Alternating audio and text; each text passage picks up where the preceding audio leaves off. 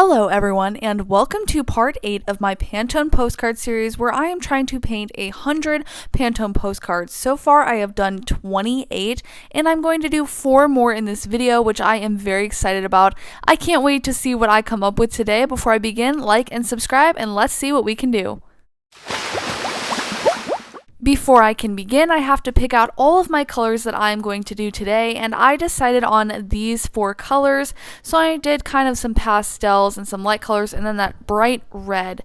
But first I decided to put some tape on there and Mod Podge the outsides because I talked about how the cover of the cards was a little bit glossy and paint didn't stick very well onto it, and somebody suggested that I use clear gesso, but I don't have that, but I do have Mod Podge. So I decided to give that a try on the cards to see if that would help the paint stick a little bit better. So I just gave every single one of the cards I was going to be working on just one single little thin coat just to see if it would actually work, and I didn't test this out or anything. I just kind of winged it and went with the flow, and this is what it looks like. It's a little streaky, but the color still shines through. So now I'm bringing in my paints, and I just use the primary colors plus white to make my colors, and of course we're going to need some paintbrushes. So I grabbed my brush, and now it's time to get started on the first design.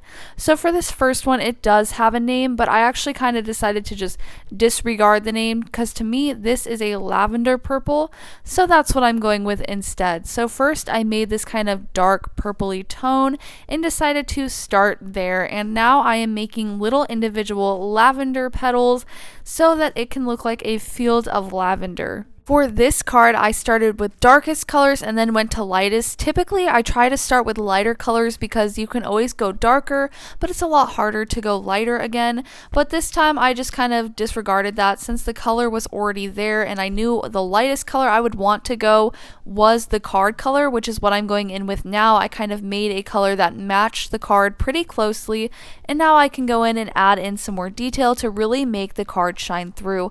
I've said this before, but my goal in painting these is to always make the card color pop and to never cover it up, because that's the whole point of the postcard. I'm trying to create an image that complements the color of the card, not cover up the card. So then I created some little background with a little bush and made that kind of blue, and then I decided to add in some light purple clouds as well, just to add in some texture to the sky, but I still left the sky completely the color of the original postcard. I decided to add in that lighter color into the field, into the background of the bush, and then this first postcard was completed, and I think it turned out so pretty. But now it's time to move on to the next one. So I was feeling really inspired by the clouds that I just made in that last one, and this blue color to me really looked like a sky blue kind of color, so I wanted to stick to the same color group of the blue and make some blue clouds on this card. Tell me how many times I just said blue. But anyway, I again started with darkest color first, and that for this card was just a straight blue, and then I added in layers of white on top of that. I went back in and added even more shadows to this card and even more highlights to make it look like clouds. Clouds are hard because they have very specific shapes, but they're also not shaped specifically. They're just blobs. So they're kind of hard, but also a lot of fun to do. And then I decided to make this card even more special, to add in a couple of little stars and sparkles everywhere just to make it pop out a little bit more. And then this card was completed as well, and I also love this one, and I love the blue theme. So far I have definitely stuck to like monochromatic theme, which is like using the same color, and that has worked out, and I actually kind of do it for this one too. So for this card, this pink one, I was inspired to make a dessert, and I wanted to make like a strawberry themed dessert, and the thing that popped into my head was a cupcake. So first I created a little light pink base, and then I made a wrapper, and now I'm going in with some white frosting on top. This one was a lot of fun, but I was having a little bit of trouble getting the white paint to be as thick as I wanted, but I just gave it a couple of layers and then it worked out. I ended up making the little cupcake base, or like the cupcake cake part of the cupcake, a little bit more purpley pink, which matched the card actually a lot better. I was kind of surprised about how well I was actually just like automatically matching the card. I think my brain kind of saw the color of the card and was like, let's roll with that.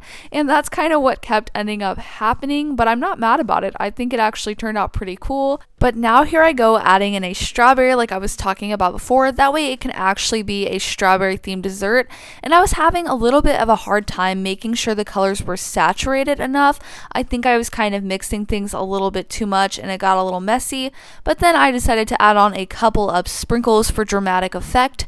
And then after that, I felt like this one needed a little more detailing. So I decided to take a dark purple and kind of outline the whole thing and then add in a few details. I just felt like it was pretty flat on the page, so I felt like adding in a little bit of line art and a little bit of shading would really help to make this one pop. And then I also added in some highlighting as well, just to give it that contrast. And of course I added in some sparkles because I think sparkles just make everything seem dreamy and magical, so this one needed some sparkles too. And after that, this cupcake was completed as well. It's super cute and fun and I love that design. And now it's time for the last card, which this one is pretty different. We were working with some pastel colors and some fun light colors, but now we're working with this bright red. But something that came to mind was the sticker design that I have made for December, and it's of this candy cane heart. Here it is, and I decided to take inspiration from this one and kind of try this on painting. So I decided to add in a background a little bit to just make the candy cane seem a little more 3D. I'm not really sure why I picked a purpley color, but I did, and now I'm just going ahead and adding in the stripes. I didn't wait for the white to dry, so I had to go over this a couple of times to really get the color to be the color I wanted it to be. And then once I'd added in all of the lines, I decided to also add sparkles into this one because I wasn't loving the design, but I knew sparkles would elevate it like by at least 20%. You know what I mean? Sparkles make the biggest difference. So anyway, after I added in all of the sparkles I could, this one was done as well. And I think it's really cute and really fun. It's not the best that I could have done, but I do think it's pretty fun. So now it's time to take the tape off and do a final reveal. Here are all 4 of the Pantone postcards that I designed for this video. I think they are all so cute and dreamy, and I'm not sure which one is my favorite. I think for me it's between the first 2, but I'd love to hear which one is your favorite because I want to know. I'm curious. But anyway, here is the sticker again that inspired this design, and these stickers are for sale in my shop, and I'll link it below in the description and also in the comments. And here are all of the December Christmas stickers you can buy from my shop if you're interested. Like and subscribe if you haven't already, and I'll see you in the next one. Bye!